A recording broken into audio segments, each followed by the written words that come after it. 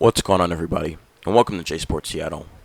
In this video, I'm going to be talking about the Seahawks once more. I'm just going to be doing a deeper dive into yesterday's win, and I'm just going to be talking anything that comes to mind during when I make this video. So, if you like the video, make sure to like, comment, subscribe, and share for more Seahawks and Seattle sports content. And without further ado, let's get on with the video.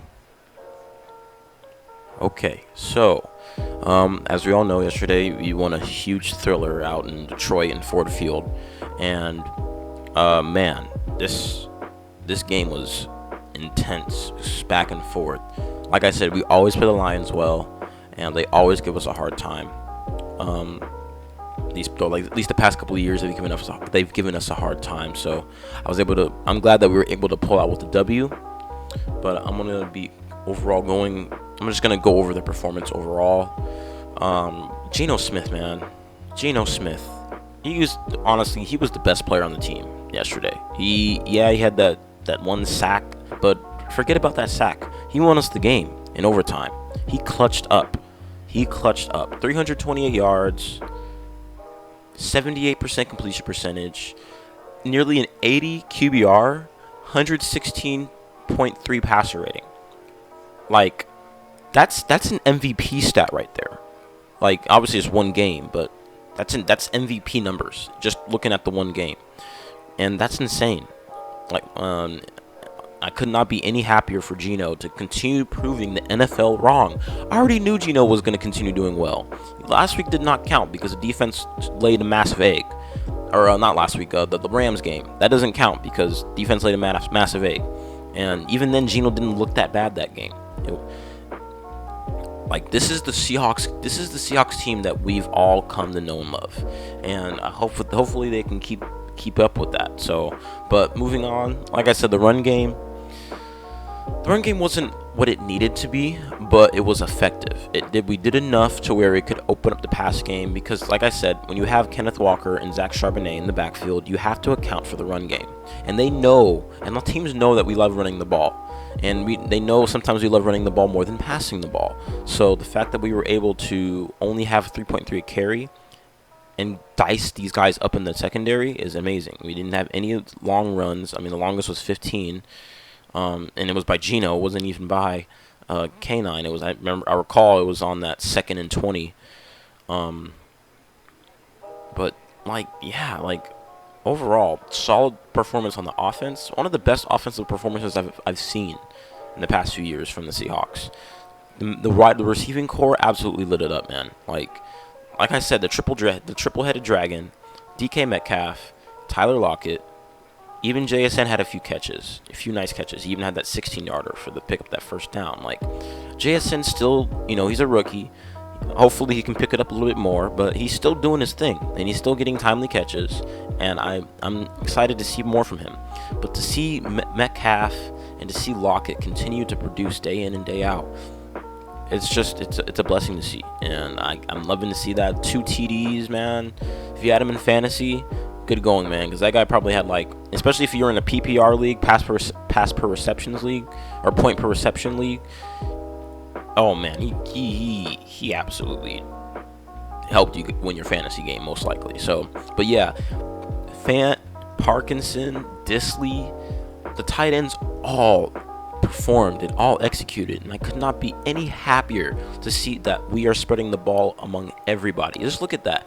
Nobody has a 100-yard day, but the ball is spread out between so many different receivers on our team, and that's how Shane Waldron's offense operates.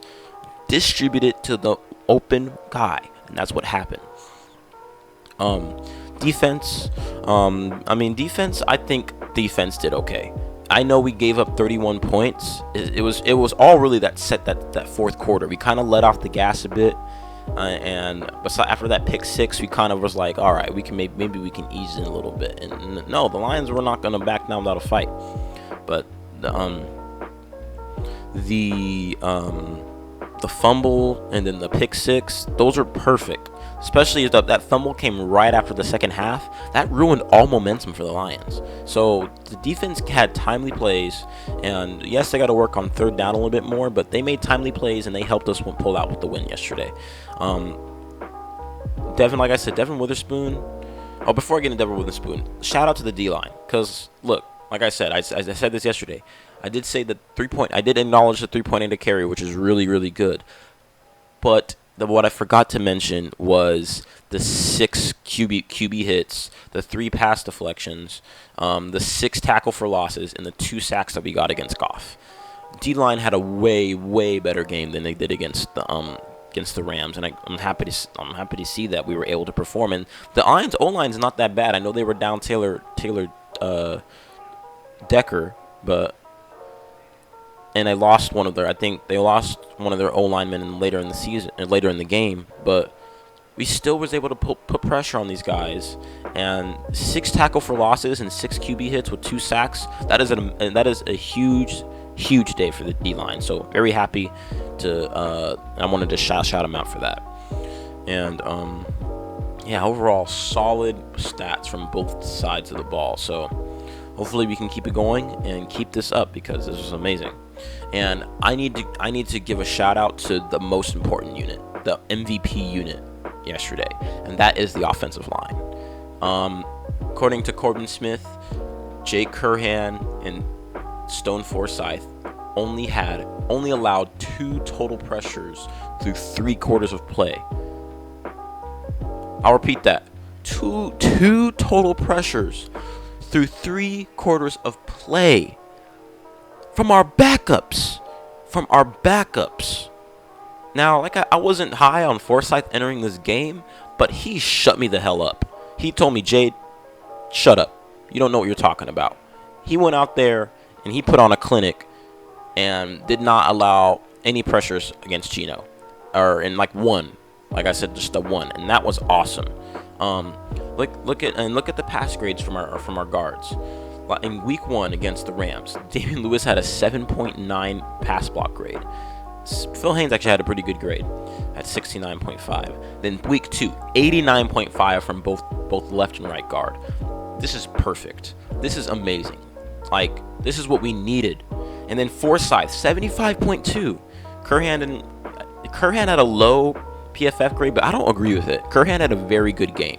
Maybe he didn't do well in the run, but in passing, oh my goodness, that guy was a wall, and he did a really, really good job going up against Hutchinson, and the entire O-line did. Like, I could not be any happier to see how well the O-line did yesterday, especially since we're missing our tackles, our starting tackles.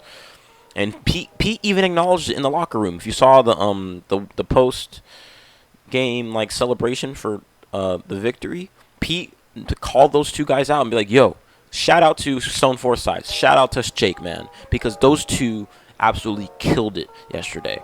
And I'm gonna look at the PFF grades, the best and worst. So this is for offense. Geno Smith, man, like I said, he had a 79.8, which is essentially an 80. That's elite level right there. He played at an elite level yesterday. Tyler Lockett had a 79, basically elite level. 74 from Fant, 71 from Disley, 70.4 from Stone Forsythe. Like, perfect, man, perfect. JSN was on the lower end, but it doesn't matter. JSN had a few clutch catches, converted a couple firsts, got some chunk yards when we needed it. DJ Dallas, I can agree there. Cody Thompson, I didn't really see him play much. I didn't see him do much. Maybe he was really good on blocking. Phil Haynes, good day. No, I don't agree with that because of this. Oh, that's because that is pass block grade. So I guess this is his overall grade. Well, it's below average, but I think he did better than that. Ken Walker didn't really do too hot, but he picked up first downs and he was churning.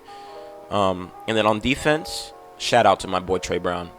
Like, we took this guy out of Oklahoma, in the 4th round, and man, this guy has done nothing. Even when the year he got hurt, he showed flashes, and this game right here, he showed why we picked him in the 4th round. He absolutely lit it up. Yeah, he allowed that touchdown after the pick six, but it doesn't matter. He got a pick six. He scored for us. So I couldn't be any happier to see Trey Brown fill in Reek, who also had a good day, who got hurt. And I'm just excited to see that we have depth at cornerback. We don't have to worry much about that. And Bobby Wagner had a very good day today. Oh my goodness, he was amazing against the run. Absolutely just vintage Bobby Wagner. Like simple as that. Uchenna Nwosu had an amazing day. That fumble that he forced on Montgomery was awesome. Like I said, that fumble changed the course of the game and shifted the momentum in our favor. So super happy to see that. Miles Adams had a good game too. Man, I am so happy to see that these guys are stepping up and really proving that they belong on this team, especially in Nwosu after we paid him a bag. Lower grades were Tyreek Smith, Quandre Diggs, Julian Love. Yeah, our safeties got picked on a bit. That's not really good, not really promising. Daryl Taylor, and then Bryant. He's been up and down. Like last year, he had those 4 forced fumbles, and that really helped us. But this year, but the thing is, last year he was always getting receptions allowed. In this game yesterday, he allowed that pass against Laporta when he literally was draped all over him, and Laporta still caught it. I know it's a mismatch because it's a cornerback versus a tight end, but still, he had a chance to bat that ball down, and Laporta still got it. So, Kobe's gotta figure it out, man. But I'm just glad to see that our defense was able to pull it out. Because if these guys all perform like they're supposed to, especially the Diggs, Love, and Taylor, if they constantly go in and do like 60, 70 PFF grade every week, our defense will be insane. These guys carried the load right here on the defensive side. These guys have got to step up a bit, especially Diggs, man. 33. Oh, that's not good. That's not gonna slide. Special teams report. Dixon had a good game, 67.1. Jason Myers, he struggled yesterday. There were 2 field goals that one I understand him missing, but the other one shouldn't have missed. He's got to fix it up because those field goals are the difference between winning and losing a game. So I hope he can get that because we need him to make those. Long snapper Chris Stoll had a good game. So overall, solid performance from our team. There was a few blemishes, but overall, the guys that performed exceptionally and brought us to victory. So I'm glad to hear that. But I'm gonna go over some of the things that I've seen over X or Twitter and YouTube, and I saw that I'm sure you guys saw it was Jarek Reed that had one of the ski masks on. Oh my goodness, man, he was trolling. I mean, to be fair, I think some Lions fans were trolling us, but no, I don't think so. Lions fans, they're respectful. I have no issue with Lions fans, and Lions fans are chill, and they just want to see their team succeed, as any team, as any fan of a team. Especially, but Lions have holds more weight considering that they haven't made the playoffs since 2016, and they've never been to a Super Bowl. So, but I'm gonna go over some of the injury updates that I've heard from, like DK Metcalf. He came back in the game and finished the game. Although Reek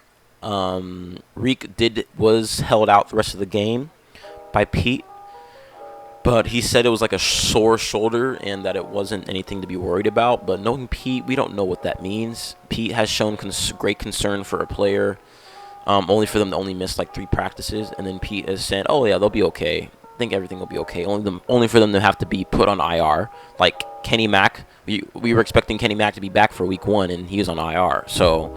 Because Pete made us think that it was just a minor knee sprain, and I guess it wasn't because he's on IR and will not be able to play until after the bye week, since we have week 6, since we have our bye week 5. So, I mean, hopefully these guys can get healthy. I hope Cross can get healthy too. As much as Forsyth performed yesterday and did a really, really good job holding it down, still need Cross in because that's our franchise left tackle, and we need him to play because he's a good tackle and he's on the come up. I don't know if he'll be an all pro, but he could definitely be a Pro Bowler for sure. So we need him to come back, and I'm hoping that and like I said, I'm hoping the injury for Abe Lucas is not serious, because I know he had to have a procedure, whether it was surgery or something else done. I just hope it's not season ending. They've been really, really like quiet about that, so that's not really good. But Jake Herhan has done well, and I think he can continue to do well in Abe Lucas's spot. So I'm glad to see that our backups are doing well, and I'm glad to see that our center Evan Brown has done really, really well compared to last year. And obviously it's been 2 weeks, but we got to see how we do the next few weeks, especially later in the season when we have to face like the Cowboys, the Eagles, the Niners twice. We got to face the Rams again. Like we have a harder schedule. The Ravens. Like we got to face a harder schedule in the second half of the season. So hopefully we can get our tackles back, and hopefully everybody will stay the course, because this is just beginning. But going into, I'm going to do a slight preview into this Panthers game. We should be able to pull that one out, but you cannot take any team lightly, as we saw in the Rams in Week 1. And I know the Panthers are kind of in a rebuild, sort of, because they were bad last year, and then they got Bryce Young. And I mean, they were bad, but they weren't like Texans bad. So that's okay. And honestly, I think we should be able to pull that one out. Hopefully Geno will have a better game against the Panthers defense compared to last year, because, oh my goodness, the Panthers defense actually kind of did well against us. I mean, we kind of diced them up a little bit last year, but Geno had those 2 picks, although one of them was a missed offsides, but that's besides the point. But hopefully we can pull that one out, because then Week 4 we have to go into the MetLife, or the Meadowlands, and we have to go and face the Giants, who just came off a historic comeback win. Either if not for their franchise in history too.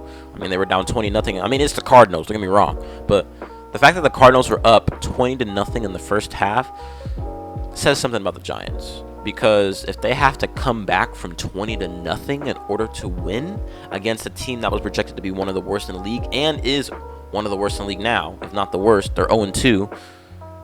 That's not really a good thing, especially with Saquon out and he got injured. Their O-line is in shambles. Waller's good though, and their defense gets picked on. So as we saw, I mean, both games allowed. I mean, in two games they allowed 68 points. Not good. 68 points, 34 points a game. I mean, it's two game sample, so it's small, but not good. So, hopefully, when we face the Giants Week 4, we'll be able to face a defense that's been allowing 30+ points. But considering our offense has shown to still be explosive and still be one of the best in the league, I don't think we'll have any problem doing that. But the thing is like I said, we have to make sure the defense continues to get better. Whatever happened last year when we had that 4-game stretch where we were like one of the best defenses in the league, we got to do that, but continue doing it all year. If we can do that, we'll be in a good spot of making the playoffs. And if the Niners lose or collapse, could take the division from them. So, but I think that's all I have for this video. If you like the video, make sure to like, comment, subscribe, and share for more Seahawks and Seattle sports content. I will probably be making another Seahawks video the next, probably like closer to the Panthers game. So thank you for stopping by. Have a good day, and go Hawks, go Mariners, and go Kraken.